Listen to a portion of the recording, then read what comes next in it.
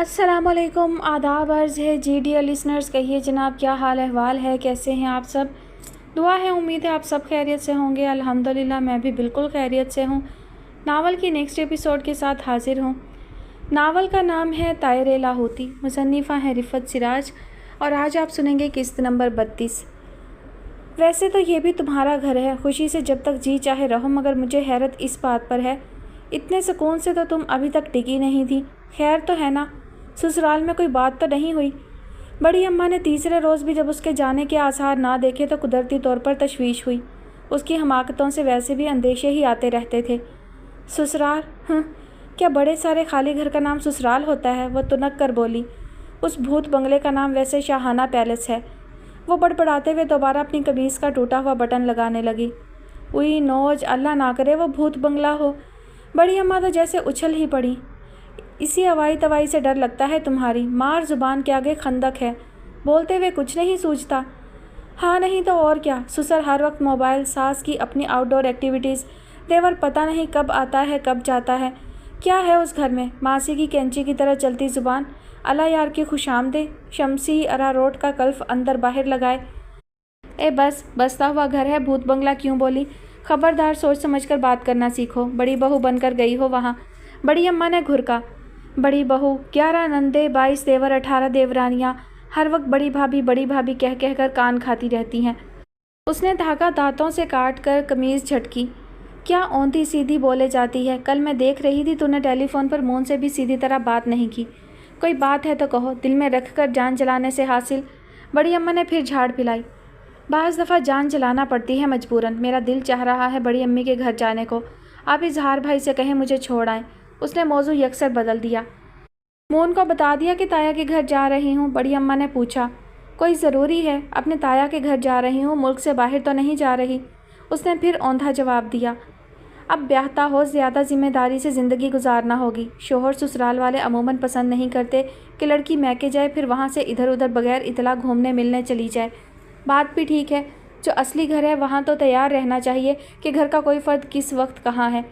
दफ्तर फ़ोन करके उसे बता दो, फिर जाती रहो, कोई मना तो नहीं करता। पता नहीं वो इस वक्त कौन से ऑफिस में हो, मैं कहाँ ढूंढती फिरूं। फ़ोन आए तो बता दीजिएगा, उसने लापरवाही से कहा। कोई ज़रूरत नहीं उसे इतला दिए बगैर कहीं जाने की, लाख ताया का घर हो, सुना।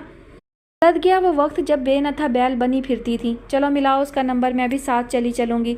बहुत दिन हो गए, नासिर से मुलाकात हुई ना बात हुई। अल्लाह मेरे बच्चे को खैर खैरियत से रखे। लो, वो मून खुद ही आ गया।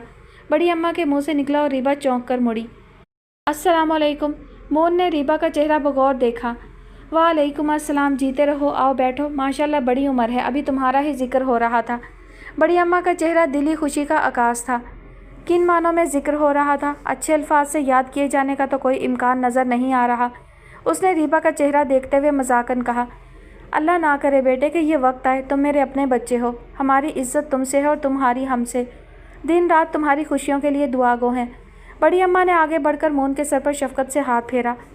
रीबा ताया के घर जाने को कह रही थी तो मैं इसे बोली कि मून को टेलीफोन करके बता दो।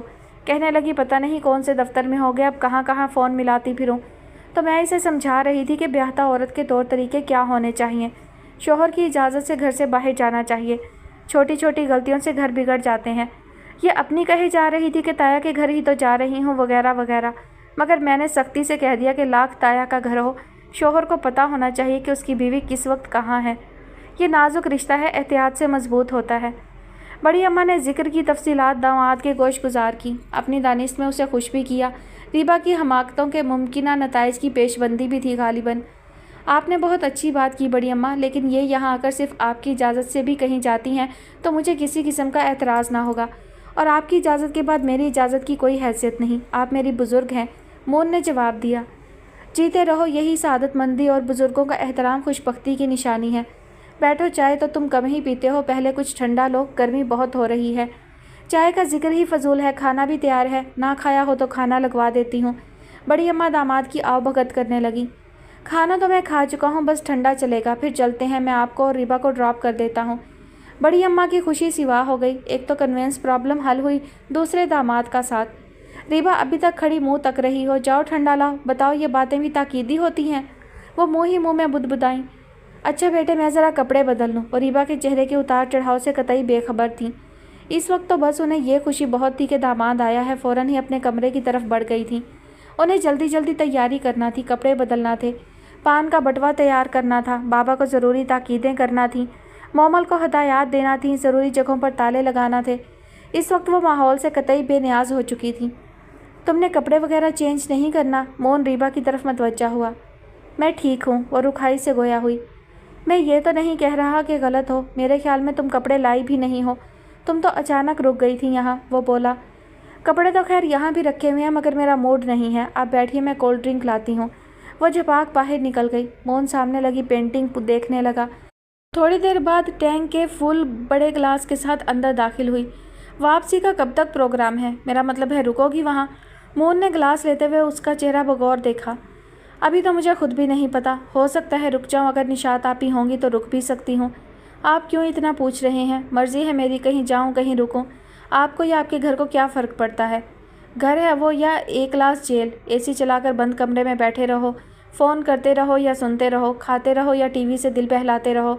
सुना है जेल की एक क्लास ऐसी ही होती है, सारी फैसिलिटीज़ होती हैं, एसी रूम, 2-3 अखबारात, चाय, खाना, एक सिपाही खिदमत पर मामूर, टीवी रेडियो मौजूद। वो बड़ी अम्मा के तख्त पर टिकते हुए बोली। मोहन पूरी आंखें खोले एकटुक उसकी सिमत देख रहा था। ये कुछ ज़्यादा जल्दी एहसास नहीं हो गया तुम्हें कि वो घर नहीं एक क्लास जेल है? मोहन का लहजा सपाट था। एहसास का कोई वक्त नहीं होता, शायद इजहार का होता है। रीबा ने मुंह बनाकर जवाब दिया। जी नहीं, इजहार का भी कोई वक्त नहीं होता। कभी दोपहर को, कभी शाम को, अक्सर रात को। इजहार ने लाउंज में दाखिल होते हुए कहा। रीबा के आखिरी अल्फाज उसने सुन लिए थे। मोहन उसे देखकर उठ खड़ा हुआ और इजहार का पहले से बढ़ा हुआ हाथ थामकर मुसाफा किया। आप ठीक हैं मोहन भाई? वो खैरियत पूछने लगा। अल्लाह का शुक्र है, आप सुनाएं। इजहार की आमद के साथ ही माहौल तब्दील हो गया। मोहन ने भी अपना चेहरा हशाश बशाश बनाने की कोशिश की। आज आप ऑफिस के बजाय यहाँ, खैरियत तो है ना? इजहार ने पूछा। हाँ, ऑफिस से ही आ रहा हूँ, वैसे ही आ गया था। रात रीबा की तबीयत ठीक नहीं थी, सोचा देखता चलूँ। पता चला बड़ी अम्मा और रीबा तो नासिर अंकल के यहाँ जा रही हैं। चलो इस बहाने हम भी उनसे मुलाकात कर लेते हैं। ओह, आप जा रहे हैं? थैंक गॉड, वरना तो मेरी ड्यूटी लगना थी। घर में तो और कोई है नहीं। इजहार के सर से गोया कोई बोझ उतर गया। बड़ी अम्मा कहाँ हैं? इजहार ने रीबा से पूछा। तैयार हो रही हैं, रीबा ने अक्खड़ लहजे में जवाब दिया। उफ़, बड़ी अम्मा की तैयारी। इतर, पान मुंह में दबाकर ढेरों पान की तैयारी, फिर गोटा किनारी वाले बटवे में उनकी तहें। बड़ी अच्छी लगती हैं बड़ी अम्मा तैयार होकर। तुम तैयार नहीं हो रही? तभी इजहार को रीबा का ध्यान आया। मैं तैयार ही हूँ, क्या पार्लर जाकर तैयार हूँ? वो चिढ़कर बोली। कोई हर्ज नहीं, जिनके घर जा रही हो वहाँ तो ज़िंदगी का ज़्यादा हिस्सा पार्लर में ही बसर होता है। किसी के यहाँ 11वीं खाने पर भी जाएं तो फेशियल ज़रूरी होता है। इजहार हंसा, मोहन भी मुस्कुरा दिया। रीबा अलबत्ता खामोश बैठी अपनी हथेलियाँ देखती रही। अरे वो मेरा आरकंडी का दुपट्टा जने किधर संभाल कर रख दिया। मेरा बच्चा जमाल 3 दुपट्टे लाया था मेरे लिए। एक निशात को पसंद आ गया, एक सारा ले गई, एक रखा था, अब मालूम नहीं किधर है। बड़ी अम्मा बड़बड़ाती हुई लाउंज में आ गई थी। जमाल कौन? पहली मर्तबा नाम सुन रहा हूँ। मोहन ने इजहार की तरफ देखा। पोता है मेरा, वो भी बहुत सीधा बच्चा है। उम्मीद तो थी कि रीबा की शादी में आएगा, छुट्टी नहीं मिली होगी। मुद्दत हुई, फ़ोन भी तो नहीं किया उसने। महीने 2 महीने में फ़ोन कर ही लेता था। बड़ी अम्मा बोली। 11 बच्चों से घर में वो रौनक नहीं हो सकती जो अकेले जमाल भाई से हो जाती है। आज के दौर में तो ऐसा इंसान एक नेमत ही है जिसकी वजह से बहुत से लोगों के मूड खुशगवार हो जाते हैं। मोहन ने गायबाना शख्सियत पर तबसरा किया। वो नहीं आए तो क्या हुआ? आप बुलवा लें जमाल भाई को। ऐसे डिप्रेस्ड माहौल में तो उनकी अशद ज़रूरत है। मुझे तो खुद वो बहुत याद आते हैं। रीबा अपने मखसूस लाउबाली अंदाज में गोया हुई। हाँ, नागन चौरंगी पर बस रहा है, मोटर भेज कर बुलवा लूँ। मुल्कों सरहदों के फासले हैं, आते आते भी अच्छा खासा वक्त लग जाता है। बड़ी अम्मा को रीबा की बात हस्बे मामूल बेसरोपा लगी। वो अपना पानदान खोलकर बैठ गईं और पान बनाने लगी। उसी आन बाकी रस्सी फलांगती लाउंज पे दाखिल हुई और उन सबको देखकर झिझक कर रुक गई। हाँ, अब हमारे सरों पर कूदो, है कोई अकल की बात? कहाँ है वो तेरी बड़ी? बुलाओ उसे, कुछ काम समझा दूँ। बड़ी अम्मा ने घुरका बांकी चुपचाप पलट गई। हमारे यहाँ एक नए प्रोजेक्ट पर काम हो रहा है, पता है आपको? इजहार ने मोहन से पूछा। मोहन उसकी तरफ सवालिया नज़रों से देखने लगा। हम मोमल की शादी करवा रहे हैं, बहुत अच्छा लड़का मिल गया है। बड़ी अम्मा, आपने बताया नहीं मोहन भाई को? इतनी अहम खबर? इजहार मोहन के फ़ौरन बाद बड़ी अम्मा की तरफ मतवज्जा हुआ। अरे इन्हें आए देर ही कितनी हुई है, अभी तो बात चली है, लड़की देख कर गए हैं, कोई जवाब नहीं दिया अभी। बड़ी अम्मा गलोरी बनाकर मुंह में रखते हुए बोली। अच्छी बात है, मोहन ने ख्याल में मगन अंदाज में यूं कहा गोया सर से कोई बोझ उतारा हो। रीबा लाशऊरी तौर पर उसका चेहरा बगौर देख रही थी। अच्छा है अपने ठिकाने पर लगे, क्या खाना बदोशों जैसी ज़िंदगी है, तेरे मेरे दर पर पड़े रहने से तो बेहतर है जैसा भी हो अपना ठिकाना हो। क्यों? बड़ी अम्मा ने कहा। जी अच्छा सोचा आपने, मोहन ने धीरे से जवाब दिया। बड़ी अम्मा तो खैर अच्छा ही सोचती हैं, अच्छा सोचने वाले वैसे कम ही रह गए हैं। रीबा ने बेढंगेपन से तंज करने की कोशिश की। इसी दौरान मोमल लाउंज में आ गई थी, फीके से प्रिंट का कुर्ता और काला दुपट्टा। मोहन को देखकर वो गड़बड़ा गई थी। उसने कांपती आवाज़ में अधूरा सा सलाम किया था। रीबा हनूज मोहन का चेहरा देख रही थी। अभी वो बहुत कम उम्र थी, गहरे समंदरों का तजर्बा गर्द में नहीं था। उसे भला क्या खाक नज़र आता मोहन के चेहरे पर। ए बच्ची, ये चीज़ें समेट देना हमारे जाने के बाद। पानदान मेरे कमरे में रख देना, वो तेरी बहन छालियाँ निकाल कर चबाती है। इतनी छालियाँ खाना ठीक नहीं होता, तू भी टोक दिया कर। ऊपर छत की झाड़ू ज़रूर लगा लेना, बहुत धूल उड़ी है आज। सुना? जी। मोमल की आवाज़ में ज़रा दम नहीं था। मैं जा रही हूँ, वापसी रात को ही होगी। घर का ध्यान रखना, गेट बंद रखना। बहनों को भी बोलियो घर ही में रहे, बाहर के बच्चे अंदर बुलाने की ज़रूरत नहीं। घर औंधा करके चले जाएंगे। बाहर बाग में पानी डालना मत भूलना। चलो बेटा, हम तो तैयार हैं। बड़ी अम्मा ने पान के बटवे की डोरियां कसीं। जी चलें, गाड़ी तो गेट से बाहर ही है। मोहन चाबियां जेब से निकालते हुए उठ खड़ा हुआ और रीबा को चलने का इशारा किया। रीबा दुपट्टा संभाल कर चल पड़ी। इजहार भी उन्हें छोड़ने गेट तक आया। अकेला घर है, ध्यान से रहना। बड़ी अम्मा ने लगे हाथों इजहार को भी ताकीद की। माशाअल्लाह बाबा, मोमल, मोमल की माँ, बहन और मैं, फिर भी घर अकेला। इजहार ने गोया सर पीट कर कहा। यानी सिर्फ बड़ी अम्मा के ना होने से घर अकेला हो जाता है या सारे वजूद बड़ी अम्मा की गैर हाजिरी में अदम हो जाते हैं? उसने मज़ीद कहा। घर में कोई ज़िम्मेदार ना हो तो घर अकेला ही समझा जाता है। बाबा काम से फारिग होकर सुबह का बासी अखबार लेकर किसी कोने में जा बैठेंगे। मोमल की माँ का होना ना होना बराबर है, और ये दोनों बच्चियाँ हैं। बड़ी अम्मा ने वजाहत की। फिर मैं भी तो बचा हूँ अभी। इजहार तड़प कर बोला। बड़ी अम्मा तो स्लेट ही साफ़ कर रही थी। ए हाँ, भली चलाई। मुआ टेलीफोन पकड़कर बैठ गए तो आग बुझाने वाली गाड़ी का हारन ही चौंकाएगा तुम्हें। वो जलकर बोली और गाड़ी के खुले दरवाजे में दाखिल होने लगी जो मुंह खोल चुका था। वलीमे में अनूशा अनोखी सज-धज के साथ शरीक हुई। सारी महफिल में सबसे मुनफरिद दिखाई दे रही थी। दुल्हन से ज़्यादा पाशा के करीब दिखाई दे रही थी। महानूर को जाने क्यों बहुत अजीब सा महसूस हो रहा था।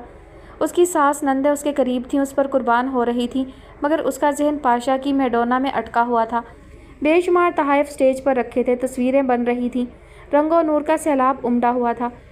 टीवी फिल्म के स्टार्स उसे पास आ आकर मुबारकबाद दे रहे थे, जिनकी एक झलक देखने के लिए लोग बेकरार रहते हैं, मगर उसकी तवज्जो अनुषा से नहीं हट रही थी। स्याह झिलमिलाता लॉन्ग ड्रेस, हीरे जवाहरात से लदी फंदी अनुषा पाशा के यूं करीब थी गोया वही तकरीब की दुल्हन हो। अम्मा, आप लोग घर चली जाइएगा, मुझे थोड़ी देर हो जाएगी, ज़रूरी काम से जाना है। ठीक है महानूर। अचानक पाशा स्टेज पर आकर मुखातिब हुआ। आज भी काम है तुम्हें? कमरुन्निसा ने नागवारी से कहा। अम्मा, काम तो रोज़ ही होते हैं, मरते मरते भी कुछ कर ही रहा हूँगा। बड़ी मसरूफियत लिखी है अल्लाह ने किस्मत में। बाहर गाड़ी और ड्राइवर मौजूद है, मेहमान तो जाना शुरू हो गए हैं। आध घंटे बाद आप लोग चले जाइएगा। महानूर, मेरे आने तक तुम भी रेस्ट कर लेना। उसने आंख बचाकर शरीर मुस्कुराहट के साथ उसे दिल पजीर इशारा किया। महानूर ने घबराकर नज़रें झुका लीं। हमारे दिल काफ़ी मजबूत हो चुके हैं, अगर कोई गड़बड़ है तो साफ साफ बता दो, मलिहा ने कहा। नहीं भाई, कोई बात नहीं है, बस वाकई एक काम है, जो शक करे वो गुनाहगार। स्याह डिनर सूट जो टाई के बजाय रेड स्कार्फ से मुज़य्यन था में मलबूस पाशा आज वाकई गजब ढा रहा था। वाइट शर्ट के कफ़ों में डायमंड जगमगा रहे थे और उनसे ज़्यादा उसकी स्याह घोर आँखें, एतमाद, इस्तगना, मनचाही खुशियों का नशा, कामयाबियाँ, दोस्तियाँ, रसूख, हश्त पहलू तराश थी उन स्याह पुतलियों की। फिर क्यों ना जिगर जिगर करती। ये काम है जो 2 घंटे से आपके साथ साया बना फिर रहा है भाई, अफसिया ने कहा, जो वलीमे में शिरकत के लिए बतौर ख़ास पिशावर से आई थी। बड़ा तपा हुआ अंदाज था। अरे नहीं गुड़िया, ये तो बड़ा आम सा काम है, मुझे तो एक ख़ास काम है। पाशा ने अफसिया के सर पर हल्के से चपत लगाई। अच्छा अम्मा, चलें आप लोग, आता हूँ मैं। वो रिस्ट वॉच पर नज़र दौड़ाते हुए बोला और आगे बढ़ गया। आता हूँ, मुझे पता है इस आता हूँ का मतलब, कमरुन्निसा सुलग कर बोली। छोड़े अम्मा, क्यों जान चलाती हैं, इतनी अच्छी बहू तो लाकर दे दी है भाई ने आपको। फरीहा माँ के करीब बैठी थी, माँ के शाने से सर टिकाकर बोली। हाँ ना, कह रहा था अम्मा की वजह से तो क्लिफ्टन वाली कोठी में नहीं रखा महानूर को। अम्मा तो उस कोठी में जाने को तैयार नहीं, लिहाजा मजबूरन महानूर को ही इनके पास रखना पड़ रहा है। یہ بلیک اینڈ وائٹ بلا کون ہے؟ توبہ، تقریب کے سارے مرد ہی اس کی طرف دیکھتے رہے۔ سپر لگژری آئٹم، مدیحہ نے بہنوں سے کہا تو سب کی سب ہنس پڑی۔ ماہنور کے چہرے پر مسکراہٹ تک نہ آئی۔ تم کیوں اداس بیٹھی ہو؟ چاہنے لگی ہو ہمارے بھائی کو؟ کہیں نہیں جاتا، بہت ہوشیار ہے، پتہ نہیں اس کے کارپٹ کے نیچے ایسا کتنا کچرا ہوگا۔ انہی میں سے کسی سے شادی کرنا ہوتی تو کر لیتا، اسے کون روکتا؟ ملیحہ نے ماہنور کا سوتا ہوا چہرہ پڑھ لیا تھا۔ وہ کھڑی ہوئی تھی، جھک کر ماہنور کا رخسار چوم لیا۔ بہت خوش قسمت ہو، ایسی قربان ہونے والی نندیں ملی ہیں، اس لیے کہ بیچاریوں کی لاٹری نکلی ہے، مدیحہ نے کہا، اور سب کی سب کھلکھلا کر ہنس پڑیں۔ قمر و نساء بھی مسکرا دیں۔ سب کی سب اس کے ہمراہ گھر آئی تھیں۔ پہلے تو آتے ہی اپنے بچوں کو لٹایا، سلایا، کپڑے تبدیل کر کے پھر ماہنور کی مدد کی۔ کسی نے آرام دہ کپڑے نکال کر دیے، کسی نے اس کی جیولری سنبھالی، کسی نے میک اپ تکنیک سے صاف کیا۔ افصیہ اور فریحہ چونکہ پہلی بار ملی تھیں، اس لیے ان کی حیرت آمیز خوشی کا کوئی ٹھکانہ نہیں تھا۔ شاید اوروں کی طرح ان کے وہم و گمان میں بھی نہیں تھا کہ انہیں اتنی اچھی بھاوج مل جائے گی۔ کافی دیر اس کے کمرے میں رونق رہی۔ قمر و نساء کی کئی بار کی تاکید کے بعد وہ سونے کے لیے گئیں۔ ماہنور نے وال کلاک کی سمت دیکھا۔ رات کے 2:30 بج رہے تھے۔ صبح کاذب کے پر بھیگنے کو تھے۔ آج وہ اس کی آمد کی منتظر تھی، جس کی آمد کے احساس ہی سے وہ زہر ہونے لگتی تھی۔ سارے اہم رشتے ختم کر کے برابر کھڑا ہوا ہے تو خیال رکھے نا۔ ہم جو کریں ٹھیک ہے، اسے تو وہ کرنا چاہیے کہ ہر گھڑی تاوان ادا ہوتا محسوس ہو۔ پل پل ہمارا خیال رکھنا چاہیے، ہم کتنا ہی دور بھاگیں اسے ہم سے بندھا ہونا چاہیے۔ وہ رنگ برنگی بھتنی ایسے تاریخی عشق پر گھڑی میں جھاڑو پھیر گئی۔ ماہنور نے کھولتے ہوئے دروازہ بند کیا، کھڑکیوں کے پردے درست کیے، نائٹ بلب جلایا، بالوں کو ہیئر بینڈ سے آزاد کیا اور دوسرے تکیے پر ڈال کر بستر پر دراز ہو گئی، آنکھوں پر بازو رکھ لیے۔ عمر بھر کے نقصان کھاتے میں ڈال کر اس کمرے تک لایا ہے، زیادہ ہیرو بن کے دکھایا تو شوٹ بھی کر دوں گی۔ ویسے بھی اب میں خود کو اب نارمل ہی فیل کرتی ہوں۔ ابھی تک اس چھچوری کے ساتھ ہے، بیٹھی اس کی آنکھوں میں آنکھیں ڈال کر باتیں بنا رہی ہوگی۔ بے حیا، پتہ نہیں عورتیں اتنی بے حیا کیسے ہو جاتی ہیں۔ جب اتنے اہم موقع پر اس نے پاشا کو نہیں چھوڑا تو عام دنوں میں حالات کیا ہوں گے؟ وہ کروٹیں بدل بدل کر آخرکار اونگھنے لگی۔ جانے وہ کب کمرے میں آیا تھا، وہ تو یوں چونک کر جاگی کے پہلو میں لیٹا اس کا شانہ ہلاتے ہوئے ٹھنڈا پانی مانگ رہا تھا۔ کمرے میں عجیب سی نامانوس سی بو پھیلی ہوئی تھی جو اعصاب پر بوجھ ڈال رہی تھی، جیسے کیمسٹری لیب میں اسپرٹ لیمپ سے آتی تھی، اسی سے ملتی جلتی۔ ماہنور، ایک گلاس ٹھنڈا پانی، وہ آنکھیں موندے کہہ رہا تھا۔ ماہنور کے تو سارے حواس جاگ چکے تھے۔ وہ بستر سے نیچے اتر آئی۔ پاشا کا سیاہ کوٹ نیچے کارپیٹ پر پڑا تھا، ریڈ اسکارف دروازے کے نزدیک نظر آیا۔ ایک جوتا صوفے پر، دوسرا ٹیبل پر تھا، گویا اچھال کر اتارے پھینکے گئے تھے۔ خود وائٹ شرٹ، بلیک پینٹ اور موزوں سمیت بیڈ پر دراز تھا۔ ماہنور کو ہلکی روشنی میں بھی اس کے چہرے پر پسینے کے قطرے نظر آ گئے۔ کمرے میں اے سی چل رہا تھا، پھر پسینہ کیا مانی؟ طبیعت تو ٹھیک ہے۔ تبھی اندیشوں نے سر سرا کر بل سے سر باہر نکالے۔ او میرے خدا، اس طرف تو میرا دھیان ہی نہیں گیا۔ غصے میں وہ بھاگ کر پاشا کے قریب آئی۔ اس نے پاشا کی پیشانی پر ہاتھ رکھا، وہ چونک پڑی۔ وہ اسے ٹھنڈی محسوس ہوئی۔ اس نے گھبرا کر اس کی گردن کو چھوا، وہاں بھی ٹھنڈک تھی۔ پاشا، آپ کی طبیعت تو ٹھیک ہے نا؟ وہ پوچھ رہی تھی۔ میں ٹھیک ہوں۔ سنو، پانی رہنے دو، دیکھنا فریج میں کوک ہے تو کھول کر دے دو مجھے، وہ عجیب نامانوس سی آواز میں بولا۔ آنکھیں ہنوز بند تھیں۔ ہیں، یہ کیسی طبیعت خراب ہے؟ پانی کے بجائے کوک کی طلب ہے؟ وہ الجھ گئی، پھر سوچتی ہوئی بیڈ روم فریج کی طرف بڑھی جو کولڈ ڈرنک سے بھرا ہی نظر آتا تھا۔ اس نے فریج کھول کر نظر دوڑائی، کوک نظر آ گئی۔ اس نے نکال کر اس کی سیل کھولی اور بھاگ کر پاشا کے قریب آئی۔ یہ لیجیے، اس نے پاشا کا شانہ ہلایا۔ پاشا نے آنکھیں کھول دیں، چند ثانیہ اس کی طرف دیکھا۔ آج تم بہت حسین لگ رہی تھی، مگر اس کمبخت نے موقع ہی نہیں دیا کہ جی بھر کے تمہیں دیکھتے۔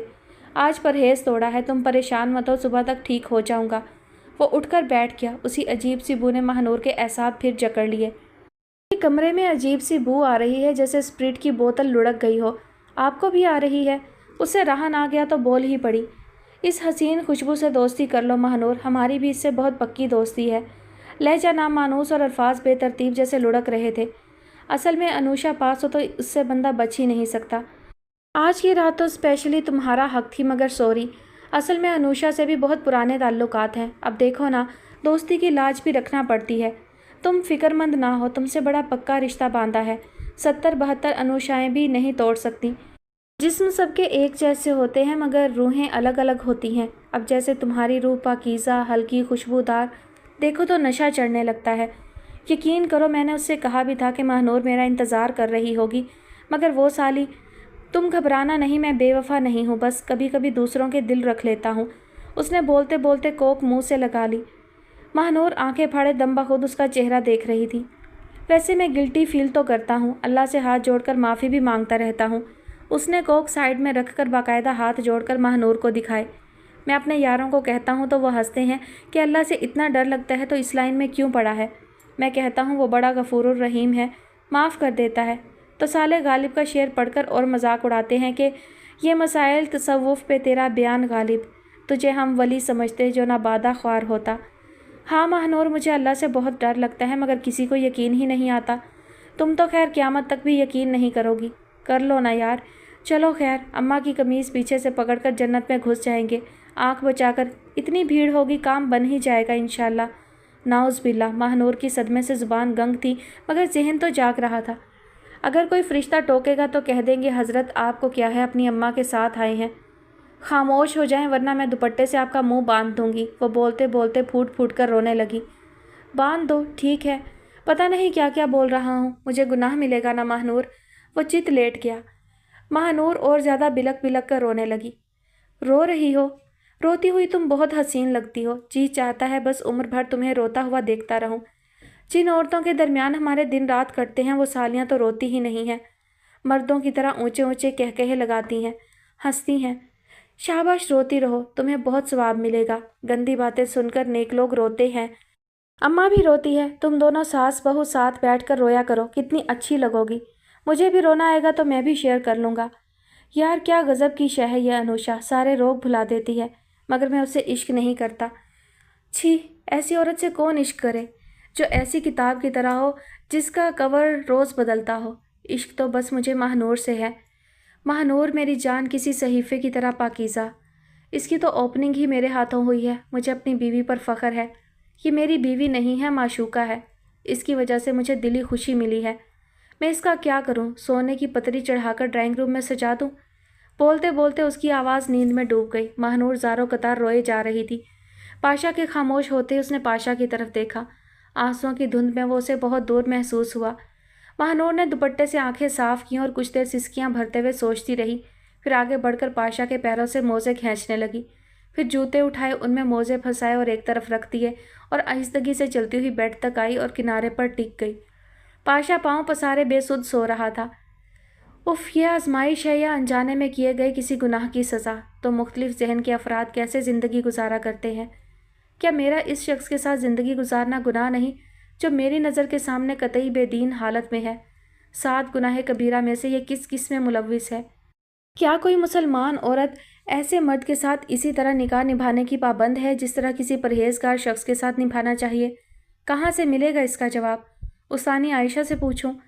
وہ سر تھام کر سوچنے لگی۔ یا اللہ، سنا ہے غم سے عمر کم ہوتی ہے، غم تو لگ چکے ہیں، اب اس خاکی پنجرے سے نجات کب ملے گی؟ اس وجود پر تو اب شرمندگی ہونے لگی ہے، لگتا ہے پیدا ہوتے ہی گناہ کرنا شروع کر دیے تھے، اب اس عمر میں آ کر سزا کا سلسلہ شروع ہو چکا ہے۔ کاش پتہ تو چل جائے کہ وہ کون سے گناہ ہیں جن کی پاداش ہے، تاکہ بے کلی ختم ہو جائے، تسلی ہو جائے کہ ہم مستحق ہیں، ہمارے ساتھ ٹھیک ہی ہو رہا ہے۔ نعوذ باللہ، رحمان و رحیم، تو معاف کرنا، تو پاک ہے، تیرا لکھا درست ہے، چلو اس بات پر رو لیں کہ ہمیں اس قابل بنایا گیا۔ وہ دونوں ہاتھوں سے چہرہ ڈھانپ کر رونے لگی، پھر اس طرح روئی کہ گویا ماتم سرا ہو۔ تبھی اسے محسوس ہوا کوئی دروازے پر دستک دے رہا ہے۔ پہلے تو وہ اپنا وہم سمجھی مگر دستک مسلسل ہو رہی تھی۔ اس کے آنسو تھم گئے اور دستک کی طرف متوجہ ہو گئی، پھر یقین کر لینے کے بعد آنسو پہنچتی دروازے تک آئی اور دروازہ کھول دیا۔ قمر النساء کو سامنے دیکھ کر اسے تعجب سا ہوا، ابھی تک جاگ رہی ہیں؟ قمر النساء نے اسے اشارے سے دروازہ بند کرنے اور باہر آنے کو کہا۔ ماہنور دروازہ بند کر کے ان کے پیچھے چل پڑی، وہ اسے اپنے کمرے میں لے آئی تھیں۔ جب وہ کمرے میں داخل ہوئی تو انہوں نے دروازہ لاک کر دیا۔ تہجد کے لیے اٹھتی ہوں اس وقت، گرمیوں میں چھت پر ہی پڑتی ہوں، اوپر چڑھ رہی تھی تو تمہارے رونے کی آواز کانوں میں پڑی، سارے جسم کی جیسے جان ہی نکل گئی۔ جاگ رہا ہے؟ قمر النساء کی آواز دھیمی اور لرزاں تھی۔ ماہنور نے نفی میں گردن ہلا دی۔ کیوں رو رہی تھی؟ کچھ کہا ہے اس نے؟ انہوں نے افسردگی سے سوال کیا۔ ماہنور خاموش رہی۔ کب آیا تھا؟ انہوں نے دوسرا سوال کیا۔ آپ کو نہیں پتا؟ گیٹ کس نے کھولا تھا پھر؟ اس نے الجھن سی محسوس کی۔ ایک چابی ہوتی ہے اس کے پاس، آٹومیٹک لاک ہے، قمر النساء نے جواب دیا۔ میں نے ٹائم تو نہیں دیکھا مگر زیادہ دیر نہیں ہوئی، اس نے بتایا۔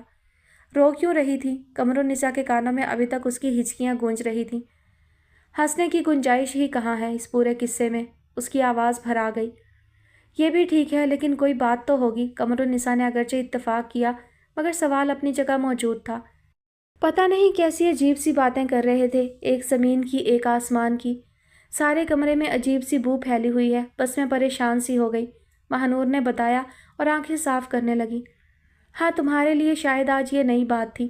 میں تو خوش ہو رہی تھی کہ شاید تمہارے آنے سے اس کے اندر کچھ تبدیلیاں آ گئی ہیں، ہوش و حواس میں رہنے لگا ہے۔ مگر جن شیطانوں کے ساتھ اٹھنا بیٹھنا ہے وہ اپنے کام میں شاید بہت مضبوط ہیں ماہنور، تم اس کے لیے بہت اہم ہو۔ تم بھلائی میں مضبوط ہو کر ان شیطانوں کا مقابلہ کرو، میرے ساتھ مل کر شاید ہم کامیاب ہو جائیں جلد۔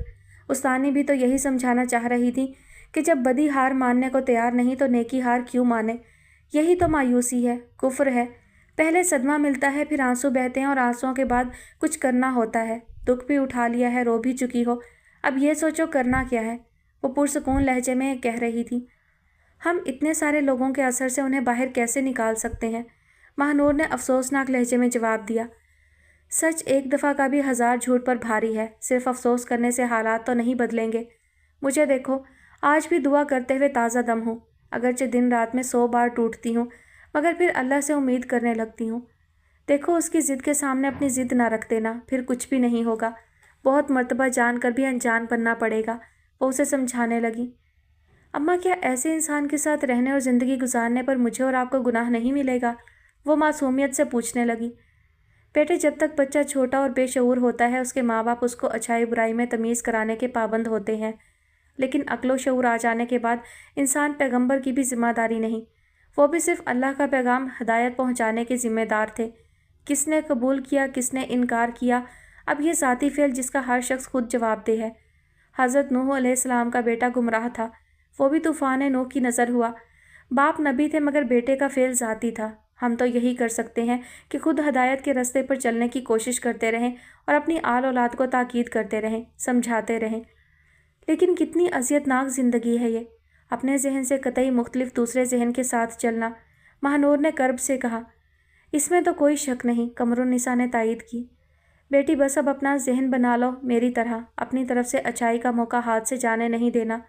ہمارا فعل ہمارے ساتھ، دوسرے کا اس کے ساتھ، ہمارے بس میں کچھ بھی نہیں ہے سوائے اس کے کہ اللہ سے بھلائی کی قوت مانگتے رہیں۔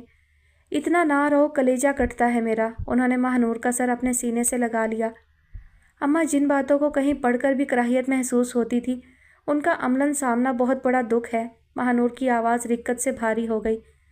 تم بالکل ٹھیک کہتی ہو بیٹی، اب اتنا کچھ ہو گزرا ہے تو تھوڑا حوصلہ پکڑو، پتہ نہیں اس کی قدرت آنے والے وقت میں کیا دکھائے۔ اماں، آپ خود سے میری اذیت کا مقابلہ نہ کریں، آپ اس گھر میں بہت عزت سے آئی ہوں گی، بہت خوشی سے اپنے والدین سے ملنے چاہتی ہوں گی، آپ کی طرف کے رشتہ دار آپ سے ملنے گھر آتے ہوں گے، آپ کو اپنے ہاں بلاتے ہوں گے اور شاید پاشا کے والد پاشا کی طرح بھی نہیں ہوں گے۔ آپ کی بیٹیاں اپنے اپنے گھروں میں سکھی ہیں، آپ کو صرف ایک غم ہے اور میرے پاس صرف غم ہی غم ہے، کوئی خوشی نہیں۔ وہ پھوٹ پھوٹ کر رونے لگی۔ قمرالنساء جیسے دکھ سے نڈھال ہو گئیں، ان کی آنکھوں سے خاموشی سے آنسو بہہ رہے تھے۔ وہ بہت شفقت سے ماہنور کے سر پر ہاتھ پھیرنے لگیں۔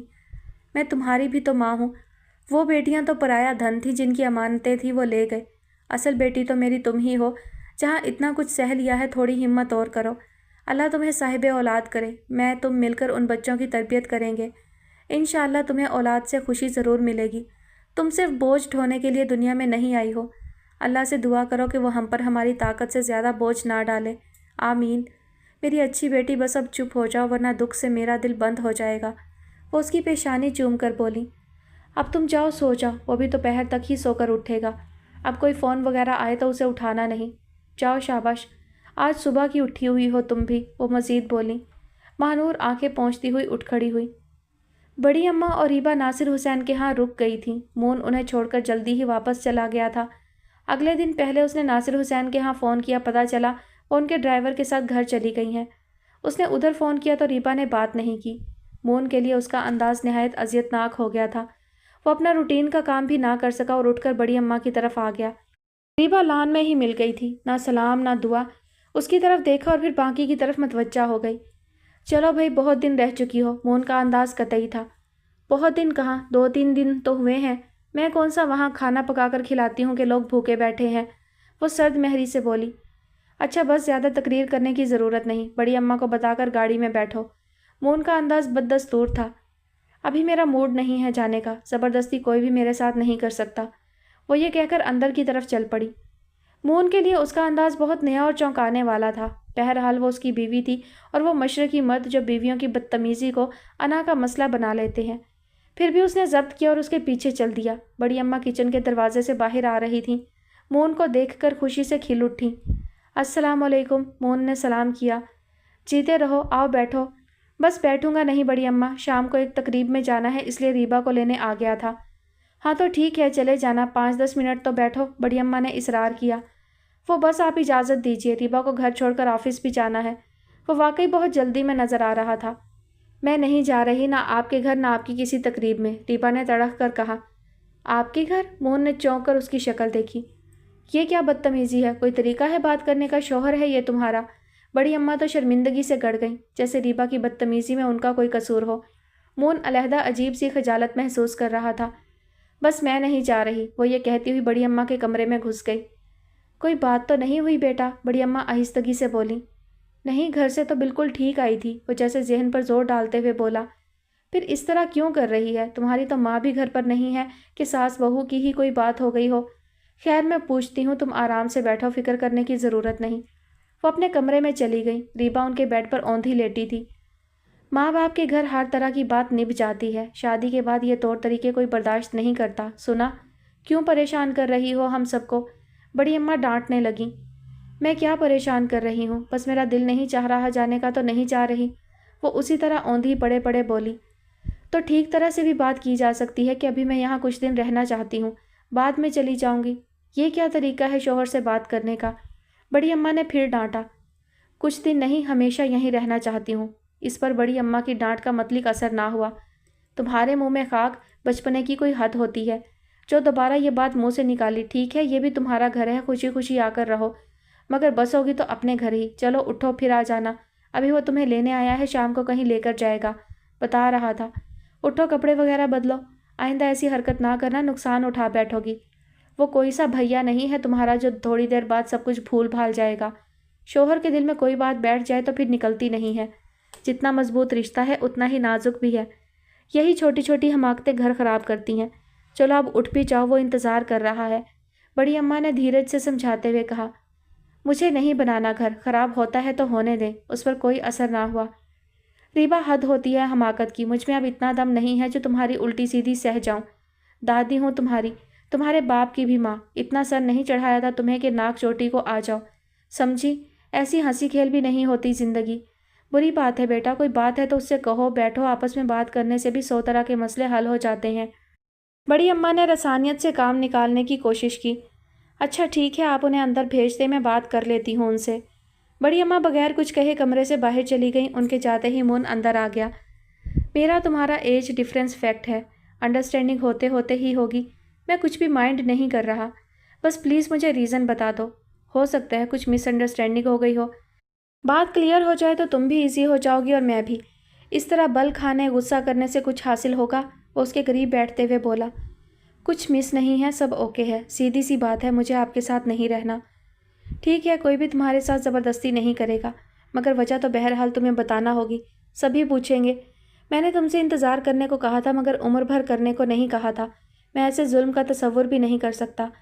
میں بائی برتھ بالکل فٹ ہوں، مجھے کوئی بھی کبھی پرابلم نہیں ہوئی، یہ ایک وقتی سائے کی پرابلم ہے، بلکہ میں خود کو پہلے سے بہتر محسوس کر رہا ہوں۔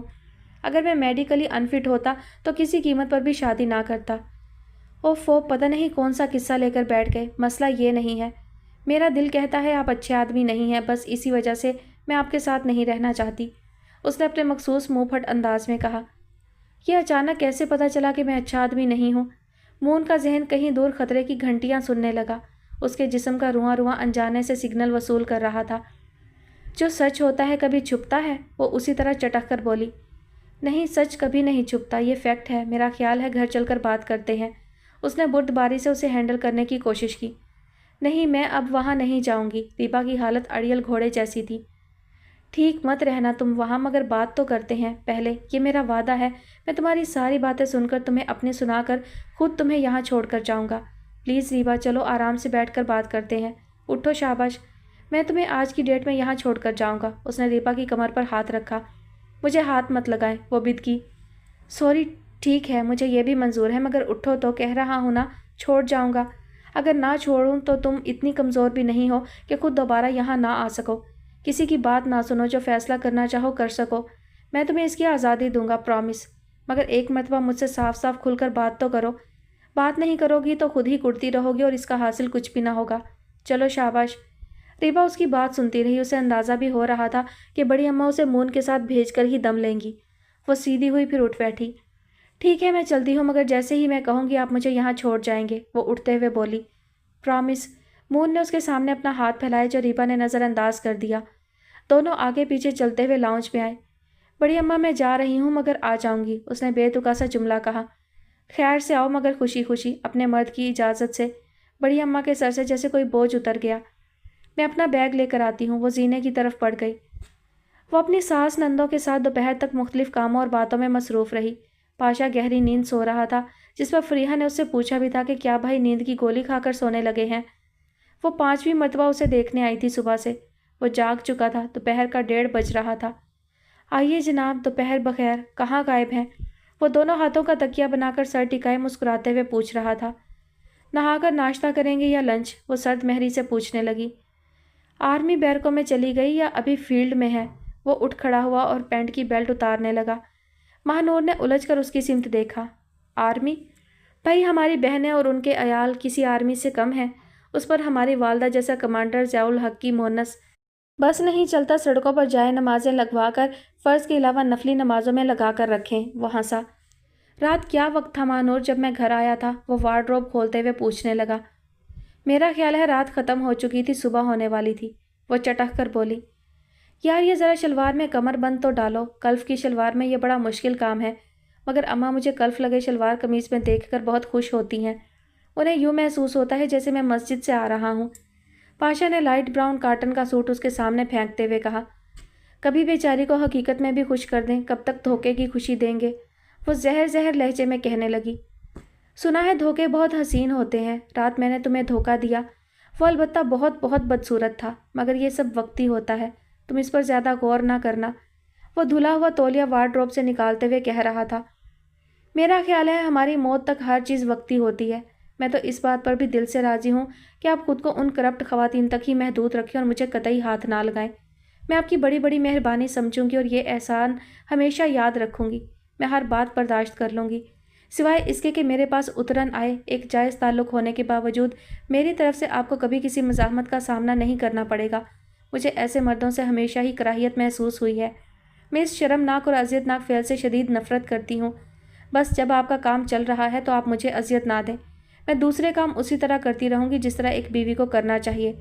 ماہنور اتنا کھل کر بولی تھی کہ پاشا آنکھیں پھاڑے اس کی صورت دیکھ رہا تھا۔ میں تمہیں بہن بنا کر نہیں، بیوی بنا کر لایا ہوں، وہ پرسکون انداز میں گویا ہوا تھا۔ بیوی بنا کر لائے نہیں تھے بلکہ یہاں لا کر بیوی بنایا ہے، تصحیح کر لیں، وہ تلخ لہجے میں بولی۔ ہمارا ماحول ہی ایسا ہے کہ بندہ ایسی چھوٹی موٹی کرپشن سے بچ نہیں پاتا، تمہیں اپنا ذہن بنانا ہوگا، آخر تمہیں اب میرے ساتھ رہنا ہے، اس نے کہا۔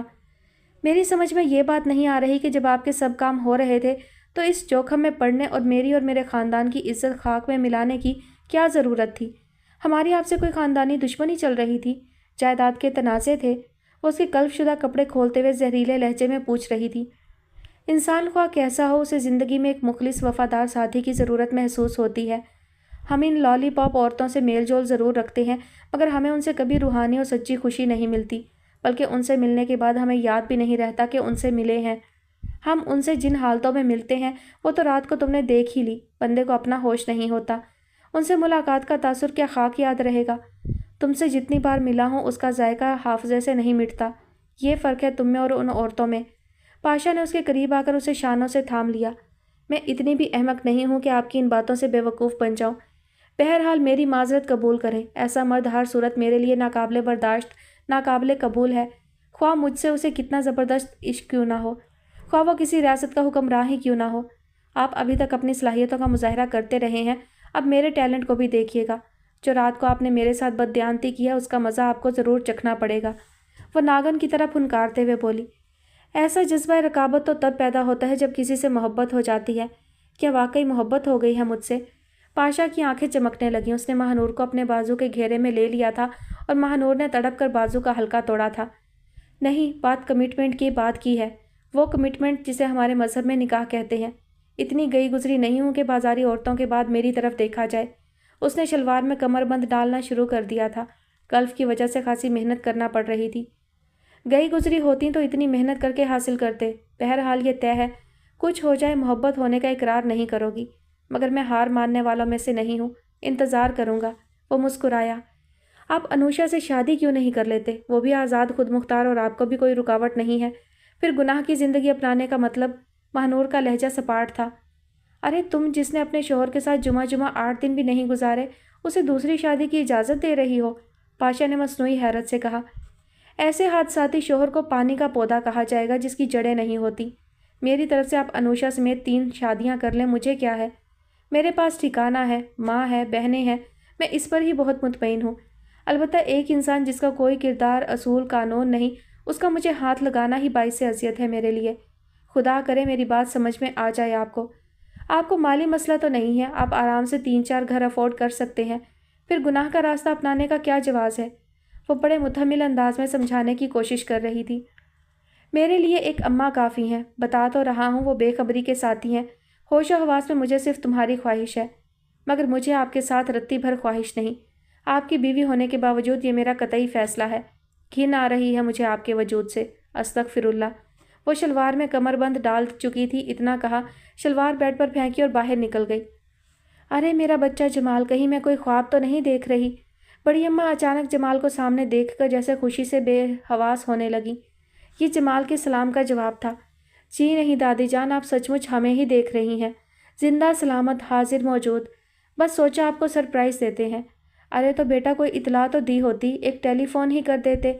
बड़ी अम्मा अभी तक जमाल को लिपटाए खड़ी थी। ये सरप्राइज़ मेरी समझ में नहीं आते। हाँ, अरे इजहार देखो तो कौन आया है। वो इजहार को आवाज़ देने लगी जो कुछ देर पहले ही घर में नज़र आ रहा था। सलाम साहब, बाबा ने आकर सलाम किया। बड़ी बेगम, इजहार मियाँ नहा रहे हैं, बाबा ने बताया। और बाबा आप खैरियत से हैं? जमाल ने बाबा की खैर खैरियत दरियाफ्त की। अल्हम्दुलिल्लाह, बाबा ने खादिमाना इनकसारी से कहा। आप अचानक ही तशरीफ़ ले आए, कोई इतला ना फ़ोन। बहरहाल आपको अचानक सामने पाकर बहुत बहुत खुशी हुई है। अल्लाह उम्र दराज करे, खुशियाँ दिखाए, आमीन। जी असल में हम इधर लड़की देखने ही आए हैं, जमाल ने बड़ी सादगी से बताया। वो यूँ कह रहा था गोया लड़की देखना खुशी देखना एक ही बात हो। बाबा भी मुँह छुपाकर मुस्कुरा दिए।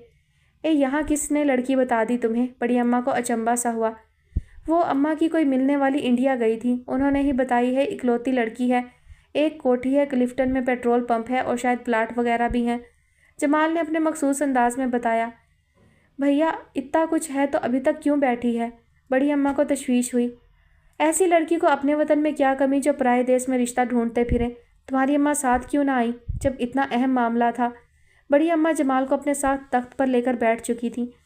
अम्मा कहने लगी तुम लड़की देख लो, अगर पसंद आ गई तो बता देना, मैं बाद में आऊँगी। अच्छा खासा खर्चा हो जाता है पाकिस्तान आने में। ट्रेन से तो अम्मा आ नहीं सकती, उनकी तबीयत ठीक नहीं रहती और लंबा सफ़र वो कर नहीं पाएंगी, जमाल ने वजाहत की। मेरे हलक से तो नहीं उतर रही ये बात। लड़की के पास इतना कुछ है तो उसे ढंग का बर यहाँ क्यों नहीं मिल रहा? अकेले मत जाना, मैं चलूँगी तुम्हारे साथ। बड़ी नौसरबाजी है हर जगह। हमारा बच्चा वैसे ही सीधा साधा है, वो कुछ सोचते हुए बड़बड़ा रही थी। जी अम्मा ने यही कहा था कि दादी जान को साथ लिए बगैर मत जाना, जमाल ने कहा। आहा जमाल भाई, इजहार गीले बालों के साथ लाउंज में दाखिल हुआ। उसे बाबा ने बाथरूम का दरवाज़ा थपथपा कर बता दिया था। बड़ी अम्मा की तरह उसे भी यकीन नहीं आया था। जमाल भी उठ खड़ा हुआ, दोनों बगल गिर हुए। अचानक ही कैसे? इजहार पूछने लगा। लड़की देखने आए हैं, जमाल ने लगी लिपटी के बगैर आमद की वजह बता दी। क्या मासूम अंदाज था। क्या हिंदुस्तान में लड़कियां नहीं होती, या वहाँ लड़कियां सुलेमानी टोपी पहनती हैं जो दिखाई नहीं देती? इजहार ने बड़ी हैरत से सवाल किया। जमाल क्या आ गया था उसके, तो जैसे मज़े आ गए थे। तुम तो हर वक्त ही मजाक करते हो, लड़की देखने का मतलब नहीं पता तुम्हें? जमाल ने शर्माते हुए नीची नज़रों के साथ जवाब दिया। बड़ा है तुमसे, मजाक की भी हद होती है। बड़ी अम्मा ने इजहार को घुरका। कोई बात नहीं दादी जान, हमारी दोस्ती भी है। ریبا بھی تو ہم سے بہت مذاق کرتی تھی، اب اپنے میاں سے بھی کرتی ہوگی۔ اس کے بغیر گھر کتنا سونا سونا سا ہے۔ وہ اپنے گھر میں سیٹ ہے نا؟ جمال کو یکدم ریبا کا دھیان آیا۔ اللہ کا شکر ہے، عادت سے مجبور ہے، بے وقوفیاں تو کرتی رہتی ہے۔ وہ بیچارہ داماد ہی بہت بھلا مانس ہے۔ ہماری لڑکی میں کیا ہنر ہے؟ ایک اللہ نے شکل اچھی بنائی ہے، باقی تو بس قطر قطر کرتی زبان ہے جس کے آگے خندق ہے۔ اللہ نصیب اچھا کرے۔ نہا دھو کر کھانا کھاؤ، پھر آرام کرنا، شام کو چکر لگا لینا ریبا کی طرف۔ اظہار اور مظہر میں سے کوئی نہ کوئی تو ہوگا ہی گھر پر، میں بھی چلوں گی۔ کپڑے وغیرہ استری کرانا ہے تو مومل کو دے دوں، بڑی اماں نے کہا۔ مومل بڑا پریٹی سا نام ہے، کون ہے بھائی یہ؟ جمال کے ذہن میں یہی آیا کہ شاید چاند کے بعد کسی اور لڑکے کی شادی بھی ہو گئی، ایسے کام اچانک بھی ہو جایا کرتے ہیں۔ بچی ہے، کام کرتی ہے یہاں، تمہاری ریبا بیگم کی مہربانی ہے، اپنے گھر کے نوکر ادھر چھوڑ دی ہیں، بڑی اماں نے وضاحت کی۔ جی سنا ہے وہ لوگ بہت پیسے والے ہیں، جمال جیسے بڑا متاثر سا تھا۔ نوج پیسے والے ہیں تو اپنے گھر کے، ہم ان کے پیسے سے اپنے گھر میں نوکر کیوں رکھنے لگے؟ بھیجے اس نے ہیں، خرچہ تو ہم ہی اٹھاتے ہیں، بڑی اماں نے پھر صراحت سے بیان دیا۔ شکریہ دادی جان، کپڑے تو سب استری ہیں، بس میں نہا کر آتا ہوں۔ جمال اپنی جگہ سے اٹھ کر سوٹ کیس کھولنے لگا۔ اچانک ہی کچھ ہوا ہے تمہیں؟ گھر سے تو بہت اچھے انداز میں فون کر کے تم گئی تھی اور یہ بھی کہا تھا میں رات کو تمہیں لیتا ہوں۔ کسی نے کچھ سمجھا دیا ہے تمہیں؟ فی الحال یہ میرا ویک پوائنٹ ہے، میرا ذہن ادھر ہی جا سکتا ہے، مون نے ریبا سے کہا جو کارپیٹ پر کشن سر کے نیچے رکھے دراز تھی۔ ضروری نہیں کہ انسان کا صرف ایک ہی ویک پوائنٹ ہو، ریبا کا انداز ہنوز وہی تھا۔ ٹھیک کہہ رہی ہو تم، اگر تمہاری نالج میں میرا کوئی اور بھی ویک پوائنٹ ہے تو بتاؤ، میں ہر طرح کی بات سننے کو تیار ہوں۔ مون کا انداز دوستانہ و مصالحانہ تھا۔ ریبا نے آنکھوں پر دھرا بازو ہٹا کر ایک بڑی چبھتی ہوئی نظر اس پر ڈالی۔ اس دن آپ نیکسی میں کیا کر رہے تھے؟ ریبا نے یہ کہہ کر آنکھیں موند لی۔ کس دن؟ اچھا بتایا تو تھا کہ وائٹ واش کے سلسلے میں کام اور میٹیریل کا اندازہ کرنے گیا تھا۔ جھوٹ، سفید جھوٹ، آپ بیبی کے پاس گئے تھے، یہ آپ کو پتہ ہے کہ کیوں گئے تھے؟ بس مجھے اس سے زیادہ آپ سے کچھ نہیں کہنا، میرا دل چاہتا ہے کبھی آپ کی صورت نہ دیکھوں، وہ اتنا کہہ کر پھوٹ پھوٹ کر رونے لگی۔ مون چند ثانیے کے لیے جیسے سناٹے میں رہ گیا۔ ممی کے ٹارچر پر بھی نام زبان پر نہ لانے والی نے اسے کیسے بتا دیا؟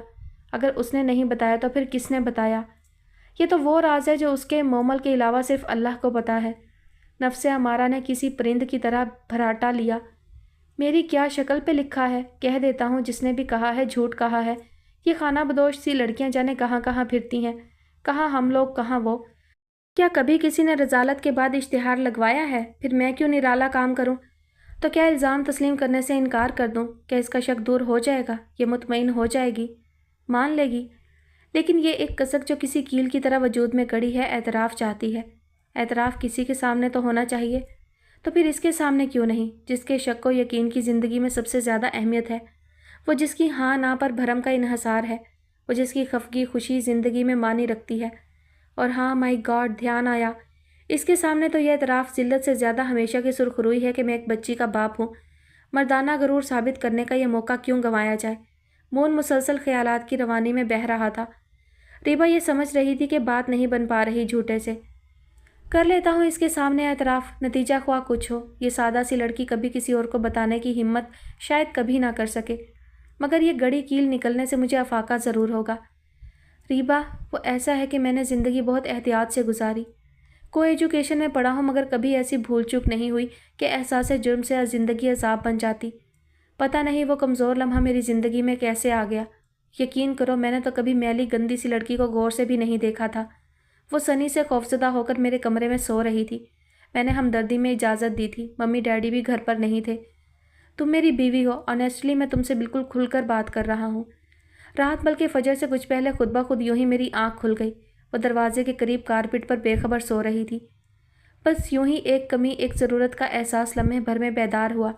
ضرورت میں شدت کی آگ بھڑک اٹھی اور میں ضرورت پوری کر کے ہمیشہ کے لیے اپنی نظروں میں گر گیا۔ کسی کی مجبوری اور بے بسی نے میرے اندر چھپی ابلیسیت کو توانا و مغرور کر دیا، جو ابلیس کی مرغوب غذا ہے۔ جب یہ سب کچھ تمہیں سچ سچ بتا رہا ہوں تو اس سچ پر بھی یقین کرو۔ اس رات سے پہلے میں نے تو اسے ایک نظر کے قابل بھی نہ گردانا تھا، نہ ہی میں نے اس کی جسمانی نشیب و فراز پر دھیان دیا تھا۔ بس یہی کچھ ہوا، نہ اس سے کم نہ اس سے زیادہ۔ نہ میں اس قسم کے الفاظ استعمال کرنا چاہتا ہوں کہ تم مجھے معصوم و بے گناہ سمجھو یا مجھ سے ہمدردی محسوس کرو۔ میں کسی ہمدردی کے قابل نہیں سمجھتا خود کو۔ ظاہر ہے ایک جیتے جاگتے انسان کی ذمہ داری مجھ پر پڑتی ہے، اسے اگرچہ بہت کچھ مل بھی رہا ہے، مگر بہت ساری فطری محرومیاں جو اس کی جھولی میں ہیں ان کا ذمہ دار میں ہوں۔ بس اسی احساس جرم نے زندگی کی ساری لذتوں سے محروم کر دیا ہے۔ بعض جرم وہ ہوتے ہیں جن کا تاوان ادا نہیں ہو سکتا۔ شادی اس لیے کی تھی کہ شاید تبدیلی اندر سنبھالا دے دے، پاگل کر دینے والی سوچوں سے نجات مل جائے، مگر خود کو یہ دھوکہ دے کر بھی دیکھ لیا ہے، بلکہ احساس جرم میں شدت آ گئی ہے۔ اب تمہاری ذات بھی بھاری پتھر کی چوٹ بن کر لگتی رہتی ہے۔ سوچتا ہوں یہ کیا کر بیٹھا ہوں۔ میں بالکل ٹھیک تھا، تبھی ایک بچی کا ذمہ دار ہوں۔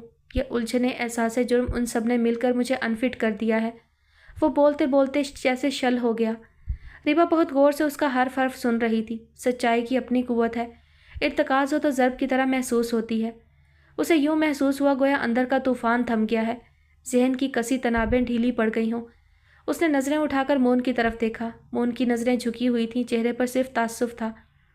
میری تو کچھ سمجھ میں نہیں آتا سوائے اس کے کہ آپ نے ظلم کیا ہے، وہ سوچتے ہوئے کہہ رہی تھی۔ بہت بڑا ظلم، جبھی تو ہمارے مذہب میں اس گناہ کی سزا بہت عبرتناک ہے۔ ہر انسان جس کو اس دنیا میں وجود ملا خدا کی نظر میں اہم ہے۔ میں تو خود تمہیں بتا رہا ہوں کہ میں نے جرم کیا ہے۔ مون کی آواز بہت دھیمی تھی۔ آپ اس بچی کو یہاں لے آئیں، ہم اسے پالیں گے۔ ریبا کے لب و لہجے میں بہت بڑی تبدیلی آ گئی۔ یہ ناممکن سا ہے، ممی ڈیڈی اس پر رضامند نہیں ہوں گے۔ پھر ہماری شادی کو اتنا عرصہ نہیں ہوا کہ ہم بچہ اڈاپٹ کریں تو کسی کو حیرت نہ ہو۔ پھر بھی میں ممی سے بات کر کے دیکھوں گا، ابھی نہیں کچھ دن بعد۔ ابھی تو انہیں یہ بتانا ہے کہ ہمیں کیسے علم ہوا کہ انیکسی میں کوئی بچہ پل رہا ہے۔ پھر تمہاری طرف سے پوچھ لوں گا کہ ریبا کہہ رہی ہے کہ گھر میں بہت تنہائی محسوس ہوتی ہے، یہ بچی ہم لے لیتے ہیں۔ مون ریبا کے انداز میں تبدیلی پر قدرے پرسکون نظر آیا، گویا دل ہی دل میں شکر بھی ادا کیا۔ واقعی یہ بہت سادہ سی لڑکی ہے۔ اور مومل، ریبا کا انداز بڑا بے دھڑک و بے رحم تھا۔ مون تو چند ثانیے تاب بھی نہ لا سکا۔ اس کا کیا مسئلہ ہے؟ بچی اس کے ساتھ تو نہیں ہے جو اسے کوئی خوف ہو۔ اس کی کہیں بھی شادی ہو سکتی ہے۔ اس نے نظریں جھکا کر جواب دیا۔ میں نے تو بہت بڑی بڑی ہانکی تھیں کہ بچوں کو پیرنٹس کا مشترکہ پیار ملنا چاہیے، پیرنٹس کے ہوتے ہوئے بچے کہیں اور کیوں پلیں، وغیرہ وغیرہ۔ اور ہاں یہ بھی کہ تم اس بچی کے باپ کا نام بتا دو، میں تمہاری اس سے شادی کرا دوں گی۔ نہیں مانے گا تو اکا جان سے کہہ کر زبردستی کرا دوں گی، بس تم اس کا نام بتا دو۔ او میرے خدا، ریبا نے بولتے بولتے سر تھام لیا۔ مون کو تو چکر سے آ گئے۔ شادی، وہ بھی مومل سے؟ مائی گاڈ، کیسا مار ڈالنے والا خیال ہے۔ بلکہ کل ادھر گھر میں میں شدید غصے میں یہی سوچ رہی تھی کہ مومل کو لے کر یہاں آؤں اور آپ سے نکاح پڑھوا دوں۔ ایسے لوگوں کے ساتھ ایسا ہی ہونا چاہیے۔ وہ اپنے خاص لاؤبالی غیر ذمہ دارانہ انداز گفتگو پر قائم تھی۔ کل سوچ رہی تھی، اب کیا سوچ رہی ہو؟ مون نے خوفزدہ ہو کر اس کی صورت دیکھی۔ اب دل تو ہمدردی پر قائم ہے، مگر وہ تو بالکل گنوار ہے۔ ان ہائیجینک لائف سٹائل، وہ بے وقوفوں کی طرح بآواز بلند سوچ رہی تھی، جس سے مون کو خاصی تقویت پہنچ رہی تھی۔ یعنی اگر کوئی پڑھی لکھی سمجھدار ضرورت مند کا مسئلہ ہوا تو تم اپنے شوہر کی شادی کرا سکتی ہو۔ مون نے لطافت کے ساتھ ماحول کا تاثر تبدیل کرنے کی کوشش کی۔ ریبا نے قدرے چونک کر اس کی صورت دیکھی۔ وہ جو اچانک ہی دل سے نکل گیا تھا، اعتراف جرم و احساس ندامت کے اظہار کے بعد پھر قریب کھڑا تھا۔ اس نے چشم تصور سے مون کے پہلو میں کسی اور لڑکی کو کھڑا دیکھا جو جب چاہے مون کے شانے پر ہاتھ یا سر رکھ سکتی تھی، اس کا ہاتھ تھام سکتی تھی۔ سب سے بڑھ کر وہ بیڈ روم میں مون کے پہلو میں ایک بیڈ پر سو رہی تھی، اور مون اس کے ساتھ وہ سب شرارتیں کر رہا تھا جو وہ ریبا کے ساتھ کرتا رہا تھا۔ اس کا دل جیسے کسی اتھاہ میں ڈوبنے لگا۔ اتنا خوبصورت شوہر، بڑی روشن چمکدار آنکھیں، گلابی رنگ، اونچا پورا خوش لباس، مہکتا ہوا۔ اف توبہ، اس نے خوف سے جھرجھری لی۔ کیا سوچنے لگی؟ مون کو تو اب اس کی ہر سوچ سے ہی خطرے کی بو آنے لگی تھی۔ کچھ نہیں، مجھے نیند آ رہی ہے، میں سونا چاہتی ہوں، کئی روز سے سوئی نہیں، شاید اس لیے۔ وہ اوندھی ہو کر بوجھل لہجے میں بولی تھی۔ ارے بچے، کوئی فوٹو ووٹو بھی دیکھا تھا؟ جی نہیں۔ جمال کو بہت شرم آئی۔ کیسے سوال کر رہی ہیں دادی جان ڈائریکٹ؟ مار ادھر کو کاف کو چلے آئے، کم از کم اس مشقت سے پہلے فوٹو تو دیکھ لیتے۔ خیر، آ گئے سر آنکھوں پر۔ میل ملاقات کا آنا اور ہوتا ہے، لشتم بشتم گرتے پڑتے اپنے کام پیچھے چھوڑ کر آنا الگ بات۔ نہیں، وہ اماں کی سہیلی نے پورا نقشہ بتا دیا تھا، جمال نے جھجکتے ہوئے کہا۔ گلوب ہے یا سب کانٹیننٹل؟ اظہار کی زبان پھڑکی۔ مذاق نہیں، دادی جان سیریس بات کر رہی ہیں۔ جمال کی اپنی دلچسپی کی بات تھی، اظہار کی مداخلت سے سیکوینس متاثر ہوا۔ بیٹے بتانا اور ہوا، خیر اب آ گئے ہو تو دیکھ لیتے ہیں۔ بتاؤ، اتنے پیسے والے لوگ، ہمارا نوکر پیشہ بچہ، کیا گن نظر آ گئے اس میں دور بیٹھے جو ہمیں دکھائی نہیں پڑتے؟ بڑی اماں بڑبڑائیں۔ پھل تو ابھی رہنے دو، مٹھائی لے آؤ، اچھی دکان کی لانا، 5 کلو بہت رہے گی۔ अभी लड़की देखने ही जा रहे हैं, तुम भी नहा धोकर अच्छी तरह तैयार होकर आ जाओ, कपड़े ज़रा अच्छे पहनना। लड़की किसी ढंग की हुई तो जाहिर है हम खुद चाहेंगे कि रिश्ता हो जाए। दादी जान वो ढंग की है, अम्मा की सहेली। अरे हटाओ, अम्मा की सहेली ना हुई गैब का फरिश्ता हो गई, जो बता रहा है ठीक बता रहा है। बड़ी अम्मा ने चिढ़कर जमाल की बात काट दी। तो फिर जमाल भाई आप बहुत अमीर होने जा रहे हैं? इजहार ने पूछा। पता नहीं, अम्मा कह रही थी किस्मत बन जाएगी, वो शर्माते हुए बोला। कभी आप भी कुछ कह लिया करें, कभी अम्मा कहती हैं कभी अम्मा की सहेली। इजहार ने गोया सर पीटा। खैर किस्मत विस्मत तो आपकी ऐसी बनेगी, आप इतने ऊपर नजर आएंगे कि नीचे देखकर कहेंगे ये नुक्ता सा कौन है? ओ अच्छा, इजहार है। खैर हम गरूर तो कभी नहीं करेंगे। जमाल ने सादगी से मुस्तकबिल का प्रोग्राम बता दिया। गरूर करता कौन है, ये तो खुद ब खुद आ जाता है। फुल एसी नए मॉडल की नई कार में जब आप शोफर के पीछे बैठकर हमारे यहाँ आया करेंगे, मेरे तो पसीने छूट जाया करेंगे। मैं तो भाई छुप जाया करूँगा, ख्वामखा एहसास कमतरी होगा मुझे। इतना अमीर आदमी मैं बर्दाश्त नहीं कर सकता। इजहार ने साफ गोई से कहा। नहीं भाई, गरूर करने वालों पर खुदा का गुस्सा है, मुसीबत आती है। इंशाल्लाह हम ऐसा नहीं करेंगे। तुम क्यों एहसास कमतरी का शिकार होने लगे? तुम क्या गरीब हो? जमाल ने इजहार की दिलजोई की। फ़िलहाल तो भाइयों की मेहनत पर हाथ साफ कर रहे हैं, गरीब ही समझिए। बड़ी अम्मा पेट्रोल के पैसे देती हैं तो साथ ही बेभाव की भी सुनाती हैं, बड़ा दिल दुखता है। सोचते हैं काश हम भी अमीर होते, एक पेट्रोल पंप खरीद लेते, जब दिल चाहता अपनी बाइक में डाल लेते।